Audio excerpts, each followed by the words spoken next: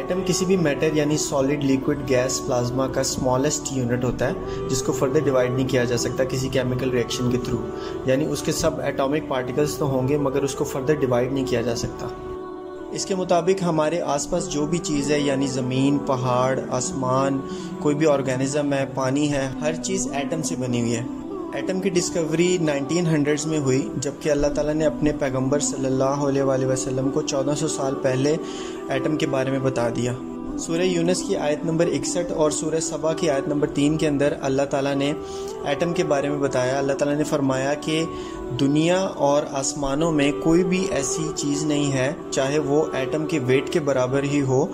کہ اللہ تعالیٰ سے چھپی ہوئی ہے اور وہ ایک کلیئر رجسٹر کے اندر مینشنڈ ہے.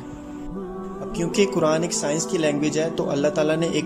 سب سے چھوٹے پارٹیکل کا تو بتا دیا جو کائنات میں ہے یعنی ایٹم کا. اب اس سے مزید کیا چھوٹی چیز ہے تو اس کی نشانی کے لیے اللہ تعالیٰ نے اسی آیت جو کہ اللہ تعالیٰ نے 2 جگہ پر مینشن کیا، سورہ یونس اور سورہ سبا کے اندر،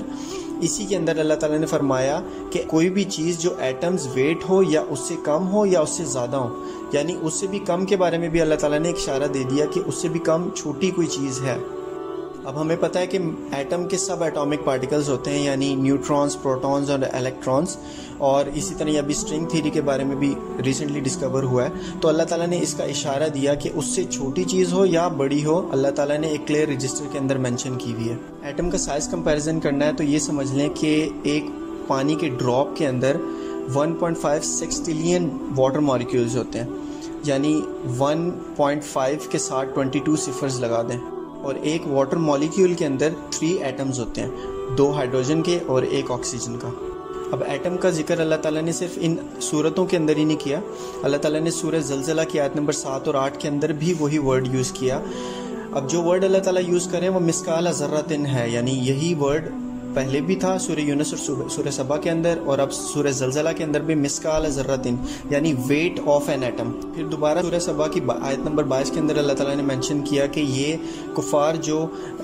دوسری چیزوں کو اپنا خدا بنائے بیٹھے ہیں ان کا ایٹمز ویٹ کے برابر بھی کسی چیز کی اتھارٹی نہیں ہے، یعنی ان لوگوں کا کچھ بھی نہیں ہے. پھر سورہ نساء کے اندر اللہ تعالیٰ نے آیت نمبر 40 کے اندر فرمایا کہ میں ایک ایٹمز ویٹ کے برابر بھی انجسٹس نہیں کرتا کسی انسان کے ساتھ. اور اس کے ساتھ صحیح مسلم 91C کے اندر حضرت عبداللہ ابن مسعود سے رپورٹ کی ہوئی حدیث کے اندر نبی صلی اللہ علیہ وآلہ وسلم نے فرمایا کہ ایک انسان کے دل کے اندر اگر ایک ایٹم ویٹ کے برابر بھی کوئی